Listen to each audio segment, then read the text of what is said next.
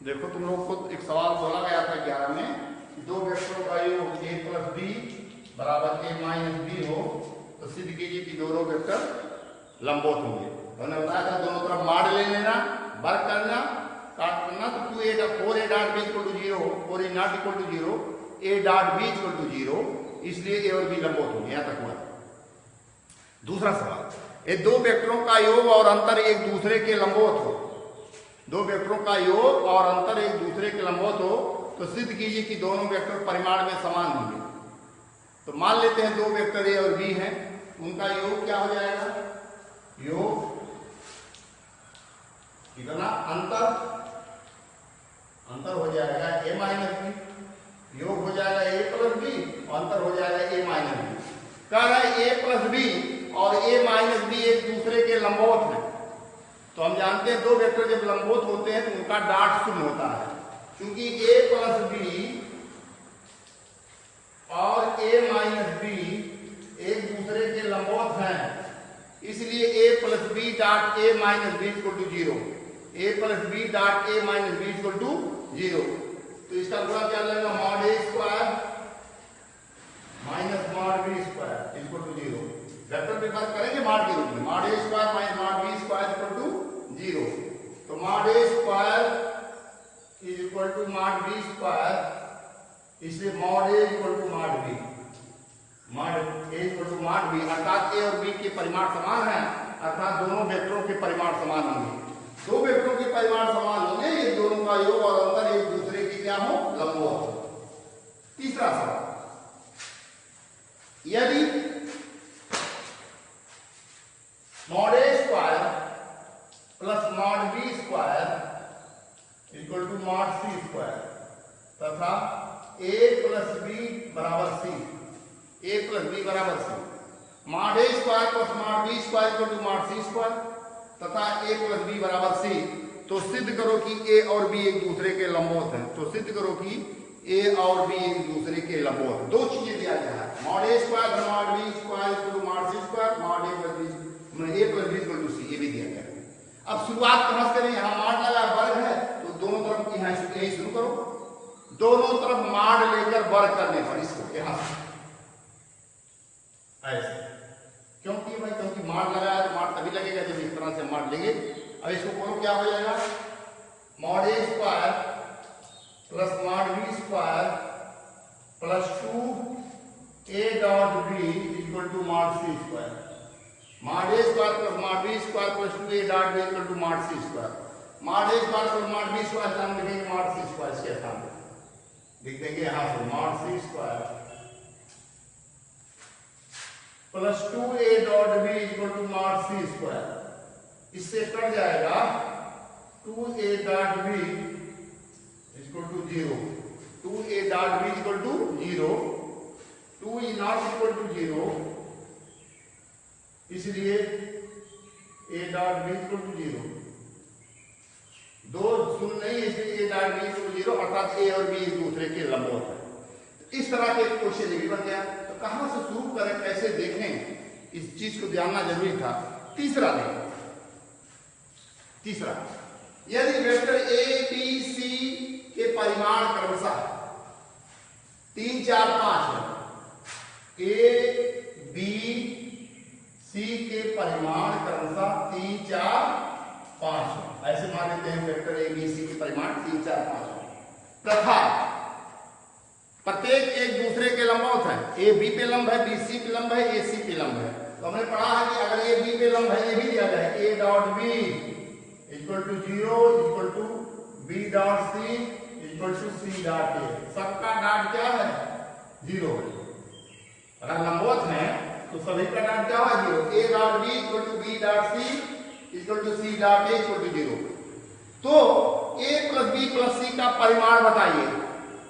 तो a plus b plus c का परिमाण बताइए, a plus b plus c का परिमाण बताइए। अब इस चीज को क्या रखें, हमको इसका परिमाण चाहिए, अर्थात हमें चाहिए mod a plus b plus c, ये चाहिए। कोई ऐसा फार्मूला है नहीं कि डायरेक्ट हम लिख देंगे इसको। तो इसके लिए क्या करते हैं,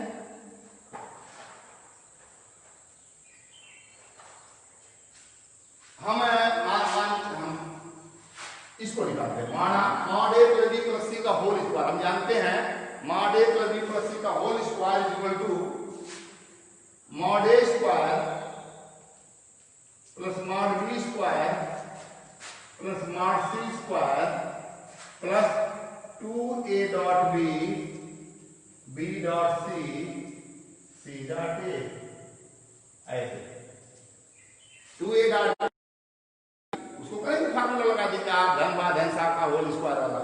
वेक्टर पेपर हमेशा मार्ट पे और गुणा हमेशा डाट पे। मार्ट ए कितना दिया है 3 का वर्ग, धन 4 का वर्ग, धन 5 का वर्ग, धन 2, ए डाट भी 0, 2 गुणे 0, धन 2 गुणे 0, धन 2 गुणे 0, ये कितना हो जाएगा 16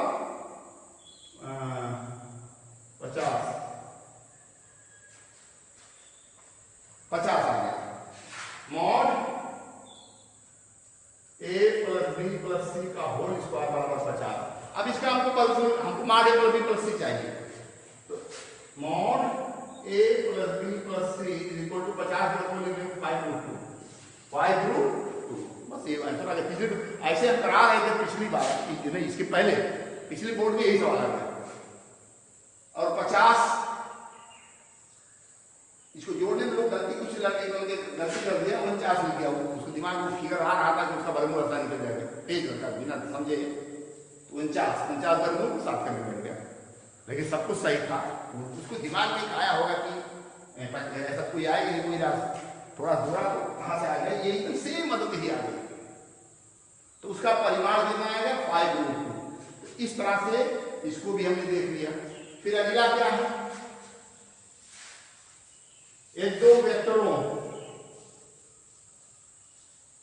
का स्केलर गुणन 6 हो, दो वेक्टरों का स्केलर गुणन 6 हो तथा इनके परिमाण क्रमशः 3 और 4 हो। परिमाण कितने हो 3 और 4 हो, तो इन वेक्टरों के बीच कोण ज्ञात कीजिए। तो मान लिया दो वेक्टर ए और बी हैं, दो वेक्टर ए और बी हैं, इनका स्केलर गुणन कितना 6, mod A dot B equal to 6, इनके परिमाण mod A equal to 3, mod B equal to 4, ये दिया गया है। स्केलर गुणन दिया, इनके परिमाण दिए, तो इनके बीच कोण, तो मान लेते हैं इनके बीच कोण थीटा है, तो cos थीटा बराबर A dot B upon mod A into mod B. cos theta बराबर A dot B upon mod B. A dot B कितना जी 6 और मॉड ए कितना 3, मॉड बी कितना 4। cos थीटा बराबर 1/2, थीटा बराबर 60। एक क्वेश्चन ऐसे डायरेक्ट दे दिया गया। फिर आता है इसी पर अदिश गुणन का उपयोग में किया गया कार्य,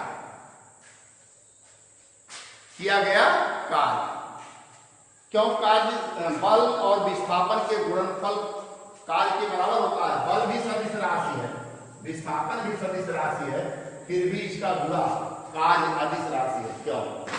अब देखो जरा, यदि किसी पिंड पर वेक्टर बल लगा हो और इसका विस्थापन d हो जाए, तो किया गया कार्य W बराबर होता है F डॉट d। कार्य बल और विस्थापन का डॉट प्रोडक्ट होता है। कार्य बल और विस्थापन का कौन सा प्रोडक्ट? डॉट प्रोडक्ट होता है। इसीलिए W बराबर F डॉट d लिखते हैं, और क्योंकि इसका गुणा अदिश संख्या आएगी, इसीलिए विस्थापन और बल का अदिश गुणन के कारण ही कार्य अदिश राशि है। तो W बराबर F डॉट d, F दिया रहे आईजे के रूप में, D दिया रहे आईजे के रूप में, दोनों का डॉट ले लेंगे और निकालेंगे, तो 4 इकाई 7 इकाई 10 इकाई जैसा भी रहेगा वो आ जाएगा। किया गया कार्य, ये W बराबर F डॉट d होता है। तो जिस तरह मान लो ऐसे दे दे कोई vector F equal to 3i cap plus 2j cap plus k cap, d equal to i plus 2j, w equal to f dot d। f dot d क्या होगा 3, यहां से 3 और 2 गुना 4, k है ही नहीं, गुणे नहीं होगा, 7 इकाई अदिश राशि है। तो किया गया कार्य इस तरह से हम आसानी से निकाल लेंगे। बल लेकिन शर्त होना चाहिए बल भी इसके रूप में आई जे के रूप में विस्थापन भी हो। तो जो हमारा और क्वेश्चन होता था इंटर की गणित में था बल अदिश राशि के रूप में दिया हो, जैसे किसी पिंड पर 4 न्यूटन 3 न्यूटन 8 न्यूटन के 3 बल लगे हों, तो इसका पैडामी बल निकालने के लिए हमने इसको पढ़ाया। पैडामी बल तभी निकलता है, ये तुम्ही लोग वेक्टर बताए थे, जब वो आई जे के रूप में दिया हो और आई जे के रूप में दिया हो तो सभी बलों को तुम उसको जोड़ दो। लेकिन अगर आई जे के रूप में नहीं दिया है तो पहले उस जो बल है उसको सदिश उसकी दिशा में इकाई सदिश से गुणा करके उसको वेक्टर रूप में बदल लेते हैं। 4 न्यूटन का बल है तो 4 की दिशा में इकाई सदिश, 5 न्यूटन का बल है 5 की दिशा में इकाई सदिश, और 6 न्यूटन का बल है 6 की दिशा में इकाई सदिश। जैसे जिस तरह तुम बताए थे, सबको जोड़ लेना, टोटल बल आ जाएगा, उसको ये मान लेना कैपिटल F के बराबर। और कहां से कहां विस्थापन हुआ है, वो विस्थापन मान लो कभी ऐसा दे सकता है I + 2j + 3k से 3I + 2j + 4 हो गया। विस्थापन क्या होगा, इसमें से को हटा देना, अंतिम बिंदु में से पहला बिंदु हटा देना। इतना कठिन है, जिसमें नहीं रहेगा, ये मैथ का था। तो अगर हटा दोगे तो D आ जाएगा, 3I में से आएगा 2, फिर ये 0 हो जाएगा, ये हो जाएगा k, स्मॉल d वेक्टर आ जाएगा, और यह वेक्टर था ही W बराबर है F⋅d। तो अगर किसी पिंड पर कई बल लगे हैं तो उन बलों का परिणामी निकालने के लिए सभी बलों को जोड़ लो, तभी जोड़ोगे जब वो आई जे के रूप में दिया हो। अगर आई जे के रूप में नहीं दिया है तो उस बल जो बल दिया है उसको उसकी दिशा में इकाई सदिश से गुणा कर दो, तो परिमाण तो भी वही रहेगा, इकाई सदिश से गुणा करने के कारण उसमें दिशा आ जाएगी और टोटल बल जोड़ देंगे, इस तरह से कर देंगे। तो ये हमने पढ़ा अदिश गुणन। हमने बताया वेक्टर में गुणा 2 प्रकार का होता है, एक सदिश गुणन, एक अदिश गुणन। अदिश गुणन को बिंदु गुणन, स्केलर गुणन, डॉट प्रोडक्ट सब कहते हैं, लेकिन सदिश गुणन है क्या, उसको जानिए। सदिश गुणन काम है तुम लोग में, लेकिन पढ़ाते हैं पूरा इसको। 2 वेक्टर ए और बी दिए गए हों तो इनका सदिश गुणन A क्रॉस B होगा, A क्रॉस B, डॉट नहीं, A क्रॉस B होगा। इसी को कहा जाता है, A क्रॉस B को ही कहा जाता है वज्र गुणन, सदिश गुणन या वज्र गुणन A क्रॉस B। कैसे निकलता है A क्रॉस B,